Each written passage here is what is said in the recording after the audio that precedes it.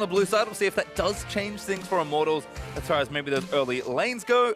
But relatively safe picks here to kick things off. Zyra, Rise from Cloud9, Camille, Rengar, LeBlanc for Immortals. There's Rengar. If we see a Malzahar and a LeBlanc ban down the stretch, they would have been the exact same bans as Game 1, but it's a little different here. Fiora early banned by Cloud9, making sure Flame can't get into that split-pushing Fiora win condition. Immortals sticking to the trio.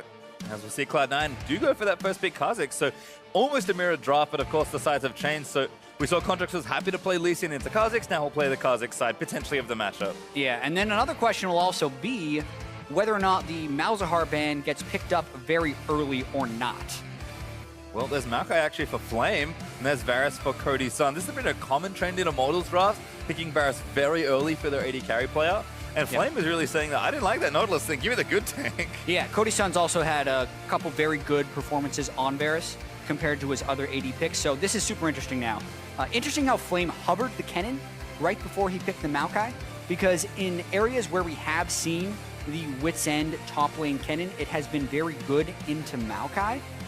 But with that, we have to wonder if C9 is going to play a conservative draft where they match top lane AD right now, and then, well, since they've locked in their AD, they'd have to match top lane right here. Otherwise, we're going to see a mismatch and potential target bans coming their way. And interesting to see the Ashe now from Sneaky. We mentioned it before, but he was taking Jhin over Ashe in the last game, where it was the opposite last week. Now he's back to taking Ashe, so who knows what's happening.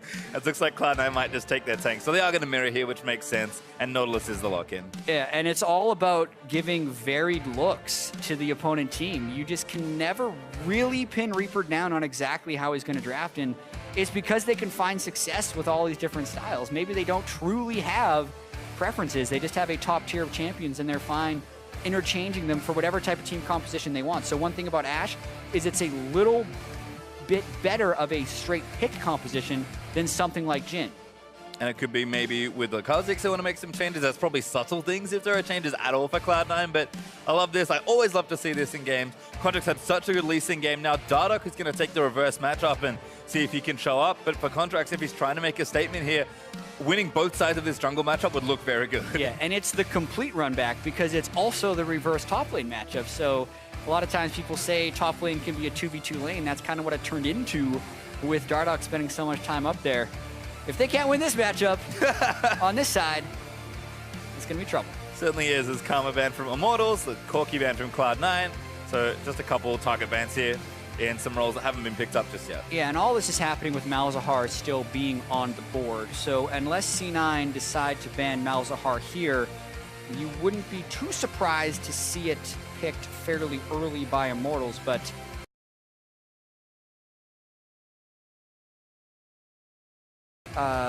having the same rules as everyone else, they ban a non-Malzahar support, the Thresh. That is Thresh. I mean, Cloud9 maybe... Of course, they wouldn't ban them. Yeah, we can give it away. I mean, Smooth does look good at Misfortune. I think Ashe is probably fine there as well as far as dual lanes go, so kind of be curious to see what Cloud9 want to do, but they've got one more ban to give away. Malz is the obvious choice that I think you've highlighted, but we'll see exactly where they're thinking. And it gets much more heavily into targeting ban phase when they have mirrored the roles in the early part of the draft phase.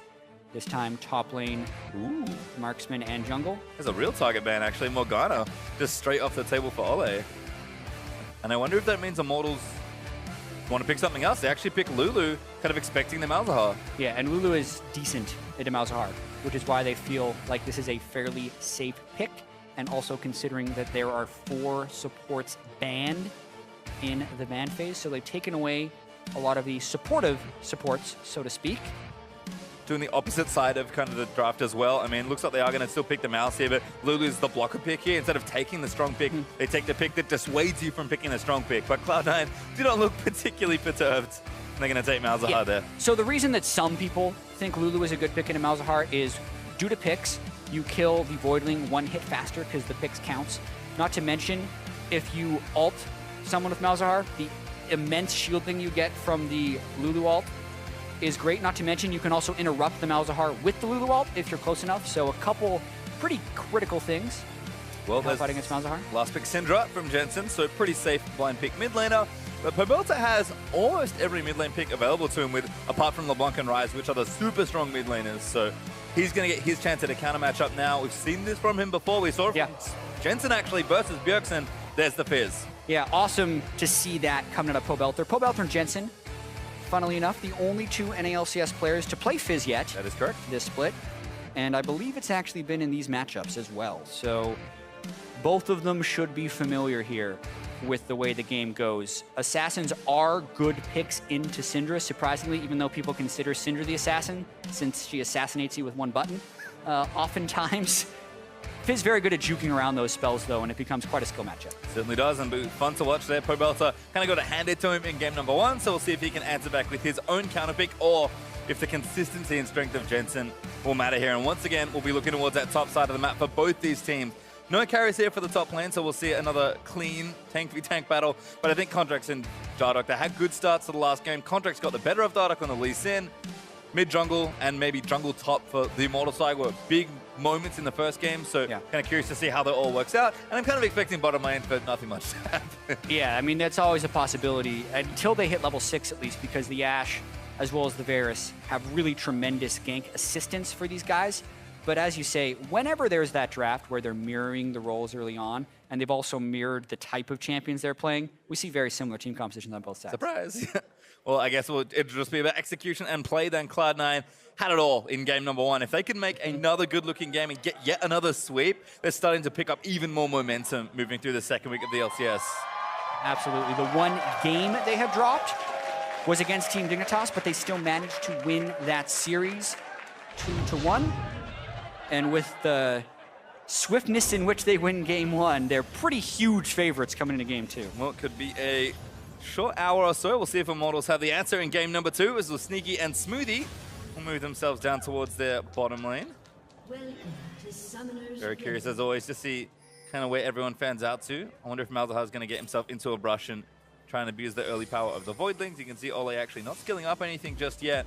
As Sneaky's camping that tri-bush. Ole, yeah, I think he knows he's got to be careful. Just going to go all the way into the back of that brush and sit there. No, you do not mess with Malzahar in the first 2 levels of the game, because those Voidlings will destroy you. Sneaky having a party. Dancing it up. Everyone, oh, it's over. Yeah. Meanwhile, elsewhere.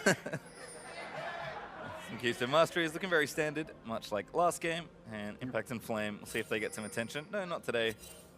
Dardoch again, looking around that red buff. Contracts over towards the blue, so it should be same side jungle starts once again. We talk about a mirrored draft here. That's the kind of dance party. That's a piece of great synergy. I see no reason why they can't just continue to do this. Instead of lane. Yeah. Jensen and Impact will carry, don't worry. As I said, some of the best dances in the game. There we go, blue buff time. And again, with Contracts and Dardoch on the same side, curious to see where their pathing goes. He's still farming up to level 4 before. No early pressure really to those lanes, but Dardoch wanted to concentrate top last time. Contracts a little more towards the midsection, and of course with Pobelter on a very different looking champion with the Fizz versus Syndra on his counter pick. Should see some differences there as well, but again, Malzahar level 1's pretty obnoxious.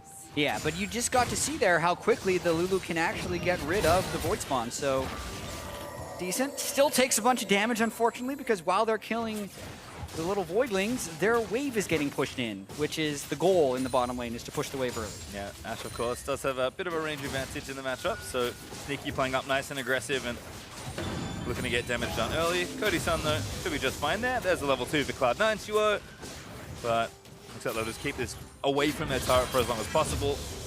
And Cody Sun level 2 now, so things are going to be okay. Nice hop there from Pobelter, though. In onto Jensen looking for damage, and that's a really nice trade. Yeah, in a big minion wave too, but Pobelter realizing that he'd still be able to win the trade, has the Corruption Potion, which enhanced his trading ability and also means he has more sustain than the Doran's Ring. But in these volatile assassin mid lane matchups with the Fizz, the jungle ganks have to be watched out for, and there's not too many wards, so Pobelter playing it pretty risky here. Good little trade back there from Jensen, procs the Thunderlords, and forces Pobelter to consume another charge of that potion. It looks like he's out of charges so far, and this is kind of the issue with Fizz. I mean, he is good into Syndra, as we saw from the early interaction, but this is going to happen to you constantly. Yeah. In lanes in which Fizz can survive, he can CS because of the threat of him winning the all-in. as soon as a Fizz gets poked out and loses the threat of the all-in, he completely cedes the lane to the opponent. So even though Pobelter did win that initial trade, he took a few Qs on the back end, ran out of Corruption Potion charges, and Jensen was able to shove him out. And you can kind of see just how intense the 1v1 is, because Jensen has already gone back. He's got his potions, his early control, and a second Doran drink, because he knows all-ins are a consistent theme of this lane. In fact, Contracts is going to make Pobelter's life troublesome. Does get some poked down, but Pobelter will get back to lane. Yeah, and the important thing about that for Contracts as well is it allows him to, I hope he does it, I hope he was going to freeze the lane, but there's a gank up top. Flash from Impact, Q from Dardock's going to miss. Impact, the neat little sidestep. And Dardock once again drawing attention to Flame. Yeah, but notice what Contracts did do in that lane is he pulled the minion wave over to the side and kept it on Jensen's side. This is actually perfect because now, especially since Pobelter is a melee champion, he may not even be able to get that CS without taking hits from the turret. The wave was actually in a temporarily perfect spot, and it means Pobelter misses several CS. Yeah, there's another famous Fizz versus ranged mage matchup that has a very similar look to this, and Fizz just cannot really handle this sort of freeze. I mean, it's breaking now, which is nice. Jensen knowing this is going to start pushing the lane. And Pobelter just hanging back, playing safe, knows he doesn't want to eat any potential attention from Contracts. And Jensen, despite being ahead right now, Pobelter knows that that's fine. I'm just going to hit level 6, farm safely, and start to impact more all-ins, or potentially roam down to a side lane. Yeah, he's got the window in which to roam right now. Also, he has the window in which to place wards to see if Dardock is trying to swing that lane since he's shoving back and forth, and Syndra can be a very attractive gank target until level 6, in which case she will just kill whoever comes to gank. Which feels bad. As looks like Smoothie and Sneaky did have that lane pushed up again. They've actually been playing nice and forward in this lane. Dardock, I think reading this perhaps, is going to get himself down towards this bottom lane and see if he can't affect a gank or two. Pobelter still struggling there, as Jensen staying well within arm's reach, or out of arm's reach, I should say, from Pobelter. Just playing back. And looks like Dardock gave up on a potential bot lane. So Jensen going to ward, keep himself safe, and continue pressuring this Fizz. So, no surprises so far out of the early game. We're going to get to see when the junglers really start committing to some ganks. Have to track the success of those right now. Ooh, Voidling's not going to give it away. Good pull away from Ole. Now Dardock going to wait into this brush. Kind of knows that the lane's not in the best spot for it, so he's going to have to play back. And Pobelter, he's low. Jensen's ready. He actually committed the ultimate just to do some harass down. So Fizz is out of charges. Darkseal's helping, but Jensen just pushing in now, starting to deal turret damage. And Pobelter needs help. He doesn't have his teleport anymore. Yeah, very early turret damage there for Jensen. Feeling incredibly confident in that lane. Last game, they were able to take both solo lane turrets because of the pressure they were putting out. Similar start to mid lane here.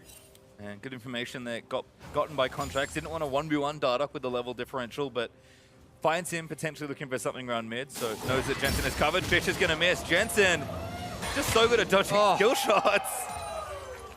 Yeah, so tough try there. Even if the Fish lands, Contracts could have potentially been there for the counter gank. So now would have had to be a little careful, though, because Contracts has actually fallen behind Dardock as far as raw experience, was down a level before that happened. But as you mentioned, when you got a mid laner like Jensen who can play that far up and then dodge all the skill shots when a gank comes, pretty nice as a jungler. This is something you were alluding to in game 1, where jungle effectiveness is really a great measure of how good a jungler is. Sure, it's good to be giving your lanes attention while keeping up your farm, but if you're in a lane, and kind of Rain over exemplify this for a while, if you go to a lane and you don't get much out of it, how effective really are you as a jungler? And I feel like we've started to see that Contracts is seeming a little more efficient than Dardock.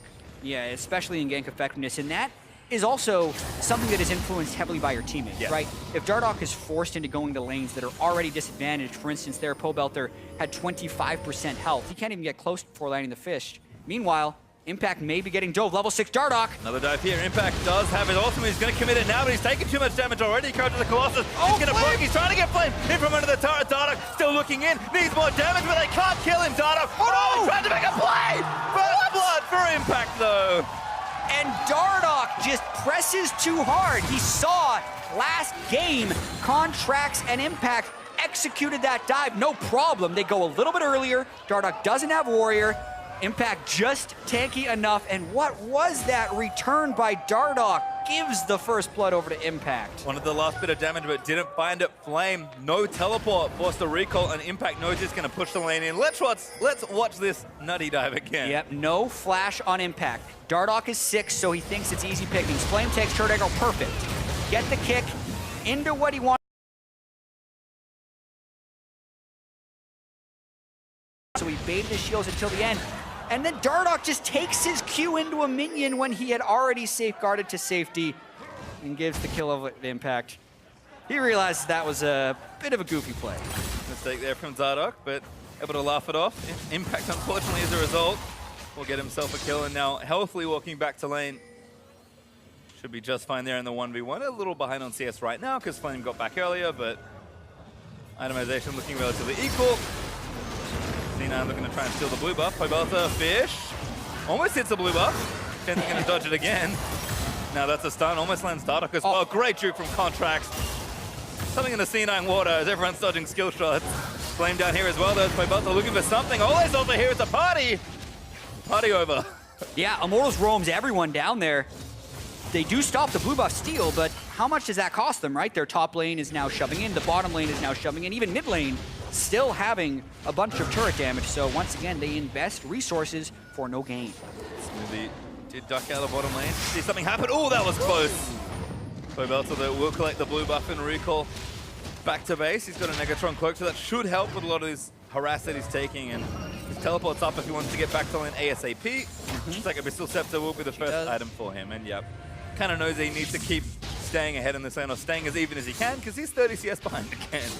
Yeah, that is a thing that Jensen has been able to do to people, especially Pobelta in this series.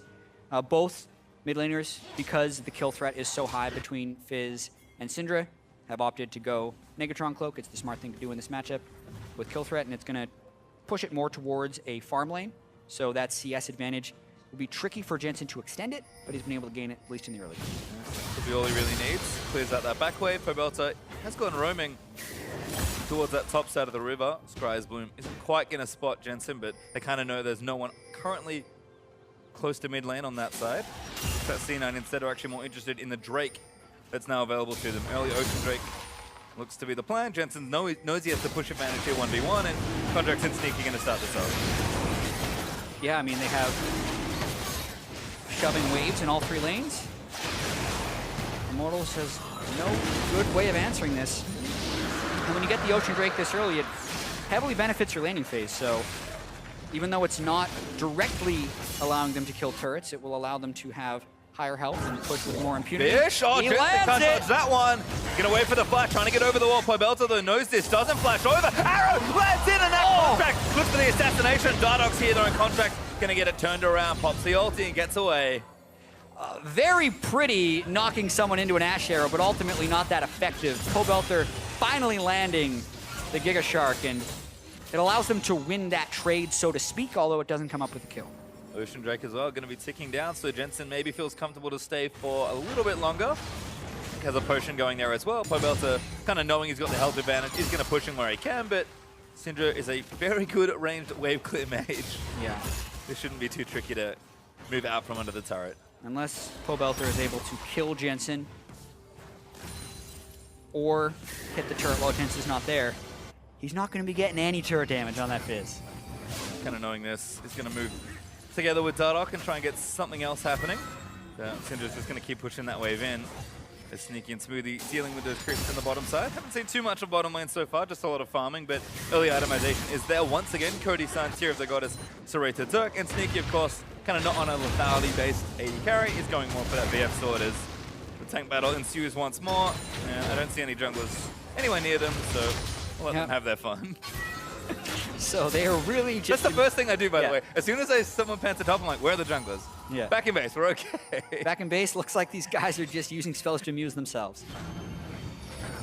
Because unless there's a gank assist, they ain't killing each other. At least at this level, they're able to disengage quite well. I've played many Nautilus Maokai matchups where I've seen solo kills happen, so it is possible. It certainly is. Oh, Smoothie flash hold onto Ole. Contracts here with the alley-oop, and they're Sneaky with a kill. And that is the synergy of Malzahar Ashe. Smart of Smoothie to go directly for the Lulu, because therefore, while growth, any of the shields, nothing can be used during suppression. They chain it straight into the Ash Arrow, so even after he's out of suppression, he still can't ult himself, and the exhaust would no longer be useful since he's taken the majority of the damage. Clean gank. Looking good, but Dardoch trying to answer. It just feels like he's been a step behind. But like you said, he's kind of been patching up his lanes here and there because they have fallen a bit further behind. Pobelter's keeping up as best he can. He's got a Sheen now as well, so his damage isn't too bad if he can get on top of a squishy. But Jensen's constantly pushing minions whenever Pobelter's forced to leave the lane. You can see right now, Jensen has good information, so he's keeping back and not letting Pobelter all in him. But Pobelter, I think he wants to roam because he knows that this is kind of just a farm lane, but it is very dangerous to leave a lane and let Syndra attack your turret. We've also reached a stage in the game where Lee Sin has tremendous mid lane turret dive potential because he can just kick you straight into the mid laner, which is exactly what Immortals is going for, but C9 with the right timing are nowhere to be found. Happy coincidence perhaps that Jensen with level 11 and the blue buff is going to mean Immortals have to wait longer for this gank, longer than they'd like apparently, because they're going to get away from it already. Pobelter back in there. Jensen's like, yep, I see you. I'm going to go play back straight towards my turret once again. And Pobelter is starting to leave, and maybe he can get into a side lane and influence something there, but Jensen's playing safe. Must be frustrating for Pobelter on the Assassin, and he's going to try something here. They're going to try another one. They have snuck behind the duo lane. Smoothie doesn't have ulti. Fish miss again. Ole looking for a slow find. Smoothie and Sneaky. Pobelter dives in. Good wild growth comboing in. And now Dardoch looking to kick someone down. Pobelter still diving in. Smoothie eats so much damage. A great snipe from Varus on the back end. Gets him a kill. Finally, Immortals find some payoff. They've been trying so many of these plays, and C9 cannot quite avoid that one. They use 4 summoner spells. And just on the back end, Cody-san picks it up with a snipe. Let's see how C9 can answer back. It's a well-timed snipe as well, because this bottom turret's starting to take damage. Immortals, yes, they were reaching for a lot of different plays, but this one's going to pay off nicely for themselves. They'll get the first turret gold. They'll get themselves a kill. Although this is maybe not the trade they wanted to make, as Contracts and Jensen are able to take down the mid turret. So gold was even briefly. C9 now up by just under 1,000 gold, but geographically, I think mid lane's worth a little more. Yeah, I think so too, but I also feel like the first turret is very beneficial for Immortals, and it's got to feel really good to have payoff on one of their plays. Sometimes it's not... in the NBA, they call them volume scorers, where they shoot a bunch in order to score points versus the people that have higher percentage shots. Sometimes volume can win you the game, and as long as they keep trying these plays, it could pay off. Pobelter, that's a flash auto kill there for Contracts as Fizz gets himself stunned for a little too long. And Dardoch, he was looking for another play, but now they've found him, I think. Dardoch gonna have to get himself out. Ulted in by Malzahar. Damage is on. Dardoch needs to leap away. Good kick action, but Malzahar still there, ready to go. Jensen, though, waiting eagerly on the other side. Good flash from Dardoch. Gets him out. Chain of Corruption committed. Are they gonna keep chasing? Contracts wants it. Oh, ulti hits Cody's side. That's a disaster. Oh. Contracts gets himself the kill. Yeah, I mean, Immortals has been pulling off more play attempts, but C9 has been much more efficient in there. Dardoch has nothing left. Silence down. Contracts with the lead. Finds Dardoch. Auto lands in. Spikes aren't enough, but blue buff could be a nice little payoff here. Yeah, and now they have a lot of control. They've taken the blue buff, and the dual lane down bottom can shove. Sneaky already getting the start on that. Gromp can be taken by Contracts. What will Pobelter do to try and stop this? He's got to be careful for his own life. I mean, Fizz doesn't really have wave clear to try and defend this bottom lane, so he's got teleport, which isn't too bad. And looks like C9 aren't committing everyone. In fact, they're going to pull away and go for the Mountain Drake that's freshly spawning, so good timing on the play. Immortals have a ward in the back, so they know what's going on, but not in position to really do anything. And once again, Cloud9 making the smart trade. They ping, though. Flame's also going to be able to recall and shop for this, so this could easily be a forced fight by Immortals. TP, Smoothie, no, has to flash. Contract gets out as well. Immortals actually going to strong arm them off the Drake, and they will get it. Really nice response there. Yeah, and a little greedy, just a little greedy there by C9, and it is answered by Immortals, so really good on them to fight back in this instance. You can see Jensen still sticking to the back of that turret, but Pobelter has set up a new home in the bottom side of the map. It's one of the advantages of having a teleport mid laner. You can more effectively go to side lanes, so Pobelter's going to set up shop there. He's got a turret to go back to as well. So that's a pretty safe spot for him to pick up farm, which he does need. Still being behind Jensen. Wombo combo. That's not one. Contract's going to slow him down. Pobelter just fishes him instantly, and C9 know to pull away. Yeah, really tough to orchestrate ganks on a Fizz. Even if he wouldn't have sidestepped, he still had the potential to just play full Trickster and become untargetable. Good of Pobelter to back away there, but I do not agree with Cloud9's play of trying to use that as their initiation when there are so many other potential targets like Cody Sun and... Yeah, it feels like they're just kind of, you know, it's a pretty low percentage play, but I think it's safe to make given that cooldown should be back up. And they're going to continue pushing down here. See if Pobelta can handle a 1v2. And that bottom turret is a little low as well, so I'm not sure Pobelta is going to be able to protect it. Cloud9, though, not enough vision here to really be overextending. Have to just push the wave and back. So that's good news for Fizz to be able to get more farm for himself. And you can see even Jensen just defending his turret. It's good that he's getting farm, but he's not making really any more progress as the map's opened up quite a bit. Yeah, absolutely. And this game, not as out of control as the last one, so a higher chance we will be able to progress to that team fight phase. It's going to be quite interesting. Maokai, a superior late game tank to the Nautilus, but then also we don't have the Cassiopeia type in this game that can really get through tanks in the super late game. As a quick comparison, at this time in game 1, mid inhibitor was down for Immortals, so it's been a significantly better amount of control here. And even though there's a gold lead for C9, it's only 2,000 gold. Infernal Drake will be a big prize up for grabs as the next one as well. And he knows C9, they just know they have to play a little slower. They don't have the map opened up as much. They need to be aware of the pick potential of Pobelta, of Dardoch. I mean, Sneaky and Smoothie, I like this transition. They're trying to take maybe an easier outer turret. Yeah. We also noticed that they're rotating up before they've even taken the first outer turret. So this is a little bit forced by the fact that Pobelta's now pushing side lanes. They're going to go for another arrow. Oh, hit! Oh, hey, there's contact straight in on top of him. And Stun's going to miss from Jensen, but that should be enough for the kill. Flame's going to TP in. No, that's Pobelta actually. Lost to cancel it there as Impact actually stopped it. 2v1 though. His Impact is getting aggressed on. Teammates are going to run towards him, but they're pretty far away. Dredgeline goes in, knocks up both. But Impact doesn't have a whole lot of health left. Flash away is going to go towards Contracts. Q tags in. And now Jensen's going to turn it around with a bit of help from his jungler. Impact hooks back in as well and gets a kill onto Dardoch. What a turnaround from Cloud9. Yeah, Impact just runs towards the nearest teammate. He knows he's going to be alive a while. And C9 able to collapse down. That's an example of Dardoch pushing a little bit too far. He got the ult, he got the flash out of Impact, but then he blindly chased into the river, and that's where things went wrong. Cloud9 going to get that turret out of the deal as well. So we talked about the gold lead not being too bad. It's getting a little out of control now. 4,000 gold to the 2,000 we had only seconds ago. Cloud9 more than doubling. Yeah, Caster Curse. A couple big plays happen there. C9 goes for a play mid lane. They use the Ash arrow onto the more vulnerable team members. Look at this cross-map arrow by Sneaky. He doesn't care if this hits the Varus or the Lulu because at this range, the stun duration is going to be about 3.5 seconds. It hits Olay. C9 immediately jumps on it. And Dardoch wants to get the counterplay. It's a bait teleport, so to speak. We thought Pobelta canceled it, but it turns out it's because Impact engaged. You get a little baby fish on Impact, but it doesn't do much. I like the ultimate there on a Dardoch, able to hit both of them. And then at this point, Dardoch goes too far. Near miss. Oh, Cody Sun. Cody Sun gonna get ulted. There's Malzahar ulti in as well. Jensen wants that flash ulti.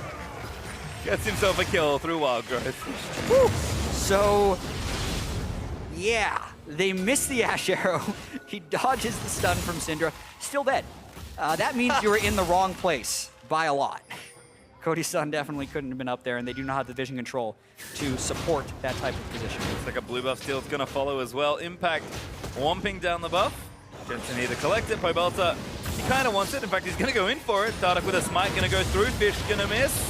TB in from Flame, finds Contract as Dardoch going to try and lock that down. Impact Pobelta on the other side, fighting their way back through. Flame needs to lock someone down, but Contract is out scot-free. No, he's not just yet. Twisted advance in. Dardoch going to kick him back through. Q's going to land in a Contract shut down. Immortals punishing C9 for some over-eagerness right there. C9 had 2 full people top lane in full vision while they were trying a play in the blue buff of Immortals, so it makes it pretty easy for Immortals to collapse down there. Now the question can be, can the dual lane even support this? Apparently they don't need it. Jensen just clears the way. Yeah, this is Syndra things. Really good way for Arrow finds Dardoch this time. Smoothie not going to land the silence in, but Impact on the other side with the TP. Cody Sun again almost gets himself caught. And there's the dredge line on. Pobelta going down. Sneaky gets him after the flash. Cody Sun blocked him by the Nautilus as well. Sneaky able to get himself a double kill. And Cloud9 just on top of every situation. Yeah, and this is not Cody Sun's day. He is getting picked on by the pick composition of C9 right there. Jensen just teleports in, clicks on him. He goes down. Edge of Night not enough to save him. And C9 with the back and forth and back again play, get the advantage. Yep, T2 mid's going to go down as well, so that gold lead's starting to grow a little further out of control. 6,000 gold ahead for Cloud9. They doubled it before, they've now tripled their effort. from a few minutes ago, and Infernal Drake's just coming up. Yeah, watching this one more time, this is the extension of the play with the Nautilus TP. It nails Dardoch. Cody's son is really just trying to run for his life, but he has nowhere to go. Lands his ultimate onto Smooth. He can't chain to anyone else. Nautilus Ult just goes straight onto Cody. Makes it easy for Sneaky to pick up the second kill of the fight. Nice and clean. They did get the Infernal Drake as well in that during the replay, so picking up a nice prize for themselves. You can see 4 turrets to 1. Immortals don't have a whole lot of wiggle room as far as where they can go safely, and we've seen Cloud9's pick competition continually find themselves priority targets. And now that Jensen has that Zhonya's, he's probably feeling much safer than he was before. I mean, Sneaky's also up to 2.5 items. In general, Cloud9 are just using this gold lead to force plays on Immortals, and looks like Baron might be the next objective. I can see the on-the-way pings. Yeah, C9 has done a very good job of keeping their turret pressure up in this game. Last game, they were up 5 turrets to 0 at one point. This game, it is 4 turrets to 1. That really limits what Immortals is able to do. You also added the fact that people they are putting in side lane positions are not vulnerable to Immortals' assassination attempts, which is pretty smart. So when Pobelter goes for play, it's usually on a tank. He would love to be able to get onto Sneaky, but Sneaky's just not putting himself in those positions. And C9, I think, have showed just really good knowledge of what they want at any point in the game. League is, like you mentioned, always a game where you have to make trade-offs here, and I think choosing between the objective, whether it be the Drake or the turret, is a critical moment you have to make in kind of a split decision. And I would say almost every time, at least in this series, Cloud9 have actually made the correct choice. Yeah, they really have. Immortals clearly not on the highest level of communication. Dardoch again caught. Where does it go? Flash ulti in, Ole! Hit by the Ashe ulti. Pobelter's trying to get back in there, but Dardoch barely lives. That's a kill onto Smoothie, but Pobelter goes down to Sneaky. Candy Corruption follows him, but gonna snare a couple up there. Flame trying to get to the fight, but he's a little late. Ole gonna get snared up again as Jensen and Sneaky trying to fight off the tanks. Ole's still alive for now as Contracts needs to get himself out. And Impact trying to dodge around, but he's getting locked down by the rest of the team. They need the flank here. Cody's son gonna eat the stun, but Dardoch looking to fish for a Q. Impact still alive though, as they can't quite get the carries in position, but Contracts eats the arrow in there from Varus Q. Impact still running himself away, and I think he's gonna go down here. Gonna live for a while longer. Good start again from Jensen, but they can't pick off a carry. Flame now taking damage, gets hooked back in as well. C9 turn around a very long team fight. Oh my goodness, so close in the execution of that.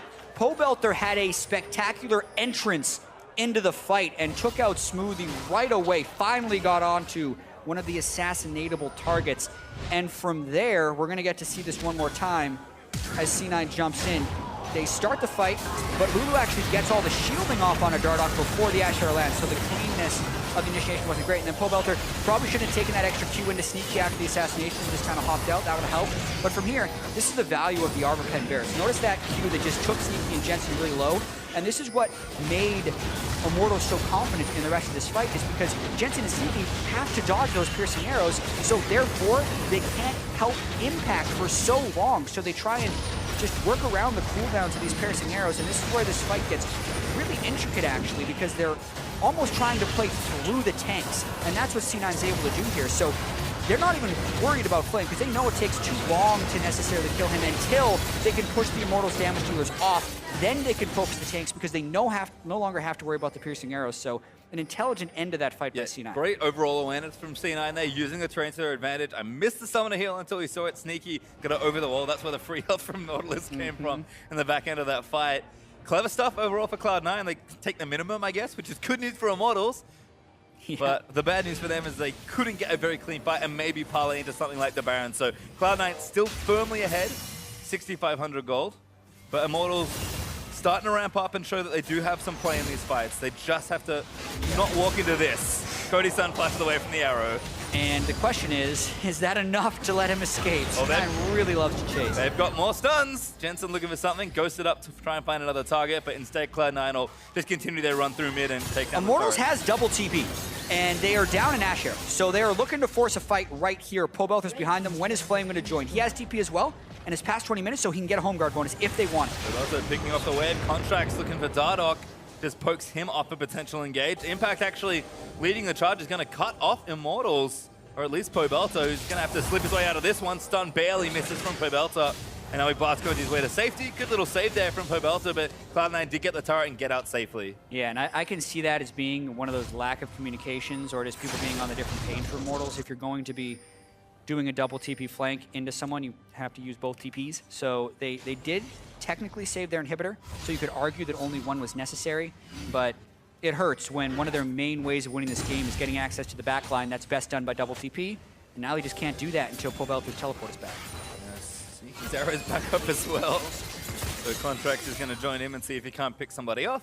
Immortals are aiding Pobelter here in this top lane. You can see Dardoch now recalling as Contract and Sneaky really hoping somebody walks by.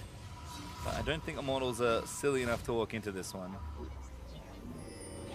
Although I've said that before.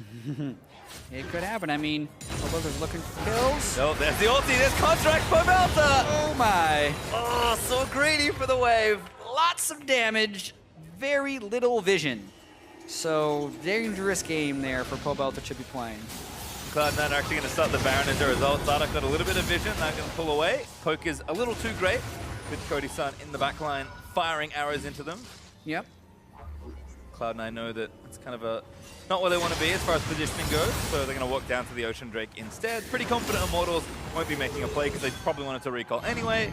And Impact's got the bottom lane pushing, so plenty of pressure for Cloud9 to transfer over to this bottom half. Exactly, and especially as Cloud9 is a blue side team against a very poke-centered Varus, they need to get deep ward control into the red side jungle of Immortals to make Baron a little bit more tenable of an objective, because otherwise, Baron is already doing a fair amount of damage 25 minutes in. The Varus arrows can do immense poke to you, which set up a team fight, which can be teleported in by Flame. So they started it to see that there is vision, but pretty difficult to do against this Varus and Immortals team. Cody Sun is pretty all in on that poke as well. He's got probably the most effective lethality you can get, including that last Whisper that's just sitting out on its own, and another Serrated Dirk. So, you know, he's not going to kill Impact anytime soon, but he certainly hurts the squishes, which we saw in that last team fight around the Immortals red buff. And they're taking the slow and steady approach against Impact and really just focusing the targets in which lethality can be effective. There's no armor except for one cloth armor on Smoothie on anyone else that's not the Nautilus. There's more to come. There's a slow flash off from Smoothie! Oh. It just keeps happening there. Pobelter, he wants to be able to split push on this Fizz, but he hasn't built a QSS, and Smoothie's really making him pay for it. How's a Hazard a filthy champion? Yeah, this feels bad. When a support forces you into building QSS, that really hurts. That more than anything gives him a ton of value in the lane phase. And poor Fizz, you know, he thinks he's safe. He's got a stasis on command, and then instant flash ulti, and there's just nothing you can do. C9 looking to maybe bust open the inhibitor. So already breaking the center of the map. Pobelter dead for 15 more seconds. So Cloud9 going to use that window of opportunity to push in. Impact, as always, leading the front line. Finds a hook onto... Oh, it is Cody Sun! Wildgrowth committed there from all that. I didn't know if it was the rock or not. And they'll take the inhibitor. Who could get hit by Impact Suck? Cody Sun, again. It's a tough game for him. Doesn't have to burn summon spells, though, because mainly Impact zoning. Wants to make a play. Jensen says nope. Impact even had the hook ready, just in case Dardoch was super eager to commit for that one. And Cloud9 take the inhibitor, back themselves away, and they're still up 8,000 gold. Not nearly as fast-paced as game number 1, but about as controlled as we saw before. Arrow, Cody Sun, no, not there. Oh, it's Flame they won. He's got no flash and no teaming. All right, he's going to live for quite a while, but maybe not long enough. Flame still taking a good chunk of damage. Ultimate committed from Nautilus. Redemption heal in there to keep everyone safe. Dardoch looking to make the play, but he gets ulted in by the Malzahar. Jensen forces on. He's a Sneaky, takes down the Makai. Dardoch wants to play. Pobelter shuts down Sneaky with the fish, and he's dive in to try and get the rest of it here. Cody Sun sniping where he can with the back, but Jensen, ooh, barely misses the stun. And a slight win by C9 there in the team fight, but you can see the idea that Immortals would have, even though they're very far behind in this game. Just C9 trying to pick Flame takes an incredibly long amount of time, and in chasing, it opens them up to be flanked by the Fizz and the other backline access targets that Immortals have. So they knew Flame Flash was down for earlier, so they go for the arrow, even though it misses, they can get on. But Curse the Colossus, huge shield right off the bat. They still have Lulu and Summoner heal if they want to keep him alive. So they burn the heal right at the end as they have Dardoch going in. And this allows Pobelter to watch the top of your screen, land the big shark onto Sneaky. Boom, he's gone. That lowers the damage C9 has even more. And then when the piercing arrow cuts through the rest of C9, he takes them low. So that's what Immortals want to do, but they're so far behind. C9 turn immediately for Baron. Pobelter's teleporting in. Redemption, not going to get it. Contract able to take that down. Close. I think it was Ollie, actually. Yeah. Who maybe tried to steal. It's hard to tell, but Contract's able to smite it down, and that's a Cloud9 Baron. Almost 10,000 gold ahead as well, and this game should get much trickier for Immortals now. Yeah. They were fighting, but this is a tough thing to come back from. Exactly. Baron, if anyone gets picked off by C9, now that they have the Baron buff, they should be able to continue to push in. Their damage also ever increasing now. Sneaky has the crit build built up as well as the armor penetration, so it won't take quite as long to cut through that. Sunfire Cape, Frozen Heart, Flame. Immortals are not known as the patient ones when they're down in a game, especially Dardoch. So even though it's looking pretty grim, doesn't mean Immortals won't try for a fight, probably at their inhibitor turns. Well, they might have some space here, but Pobelta busy clearing out super minions. Impact starting that pressure towards the bottom lane as well. In fact, Cloud9 might even join him as they've got away, pushing in towards the top side of the map. Cloud9, I think mid and him might be coming back up soon, which is why they're moving their way around. Instead, they'll transfer power to this bottom lane and try and break that, which maybe makes sense with the Elder Dragon coming up in a minute 20. Yeah. Just get as much vision as possible, as you're saying. They can move their control wards to this side if they so choose. But honestly, with this Baron buff right now, if they see an opportunity, they should not be afraid to go in. And that's something from Cloud9 that has been nice. They're not afraid. No, there is Dardoch go. in. That's a big pick there. Flame blocks him down, and Pobelta gets Contracts as well. Cody's son takes out Sneaky. Shotgun to Contracts is good damage. Pobelta's dodges his way out as Jensen is trying to fight as best he can. Stun lanes in as Contracts on a rampage takes down the Fizz. Flame blocked up there as well, eating the damage from Jensen's ulti, but he lives through it for now. Spike's not enough. Stun's not enough there for Jensen either. And a 1-for-1 trade, all things considered. Yeah, that's Dardoch for you, though. No hesitation. Gets the priority target and the sustained DPS out of the fight right away and allows Immortals to get a 1-for-1 as well as saving that inhibitor turret. So that counts as a win for Immortals in that situation. Well, so Elder Dragon is the next thing on their mind, so Xenon will pull away from the potential siege. Immortals have a little while longer to defend on that inhibitor, but really nice stuff here from Immortals. Yeah, let's watch how Dardoch gets in. It's just a Q on to impact. Ward jump, flash, kick. And he does that all before Smoothie can react with the Nether Grasp. They kill Sneaky, and then the fight continues. I would have liked to see a little more forward play by Flame there to try and get Jensen off of Pobelter, to save him a little bit out of the Zonias, but they end up finishing off Pobelter, and now with the Kazakhs, go straight for the Elder. Yeah, Elder Dragon, not as tough as it used to be. And C9 certainly have plenty of damage to rip through it here. Sneaky Blast comes his way over just to join his teammates, and Cloud9 gonna have both big buffs. Look to shove down bottom lane. There is no reprieve for Immortals right here, as Baron buff has about half a wave of durability left. There's a chance Baron will fall as the minions reach the turret, but Elder Drake will be there for another 2.5 minutes, and it's quite empowered. 3 elemental drakes, meaning a bunch of true damage burn, and they just walk into the turret. Impact's actually face tanking. Doesn't take too much damage. This inhibitor's gonna melt down as well, and the mid one is reopened, ready for taking once again. Yep.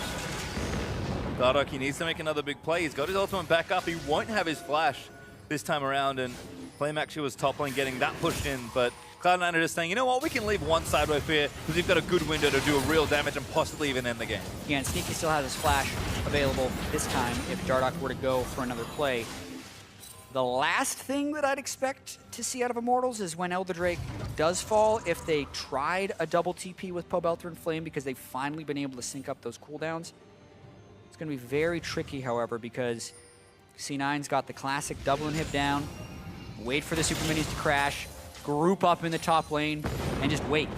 Because even if Immortals does double TP, that would mean super minions can take down those Nexus turrets. Yeah, and just doing the last few buys here as well. In fact, Smoothie with a whole host of damage. Hey! Gonna pull this wave away. He hasn't even gone. He's full utility. Yeah. He's actually just built shielding items on a non-shielding support because Redemption is busted right now on top of Locket. So Redemption is slightly nerfed in the next patch, 7.2, but we're still on 7.1. Contract's waiting a little impatiently in his brush.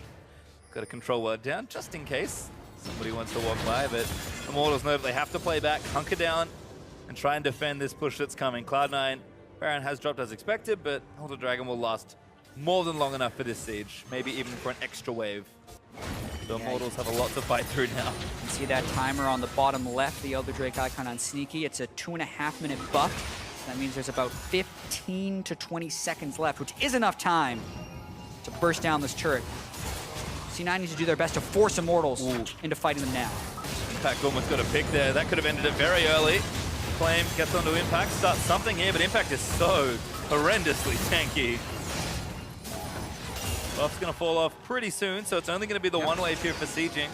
Immortals do a good job clearing the waves out, but mid and bottom lane are starting to be problems as well. C9 know all they have to do here is wait. Yeah, and Immortals actually has really bad wave clear for those double super minions, so C9 really will be benefited by patience here. But that's the double single TP coming in from Maokai. No patience needed. Flames in the back, locks down Syndra, but Jensen turns him away. They're going to try and shield him forever as Impact. This 1v4ing in the backside of the fight. Flame living for so long, but Impact's tying everybody else up. Pobelta caught by the mouse. It's going to go down to Sneaky. Starter getting left on. There's a double in for the Ash. There's another kill there as Contract jumps on and gets himself one. And Flame against everybody else is going to fall down. Sneaky gets a triple.